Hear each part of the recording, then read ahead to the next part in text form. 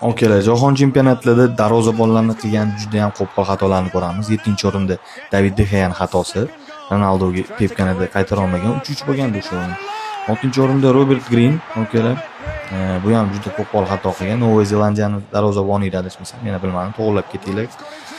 Matthew Ryan, okeylar, Qatardagi jahon chempionatida adashmasam, Argentina bilan o'yinda Avstraliya juda qo'pol xato qilgan ekan. 4-o'rin Iker Casillas, okeylar, bu Gollandiyaga yutqazgan esdan chiqmaydi.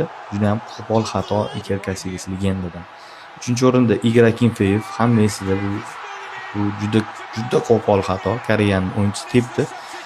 Usha olmaganini qaranglar, okeylar, ahmoqyatsizlik. 2-o'rinda Billy Caballero, Argentina darvozaboni, unaqa bilan Kramaric korоче suqib qo'yganda xatosini kutib.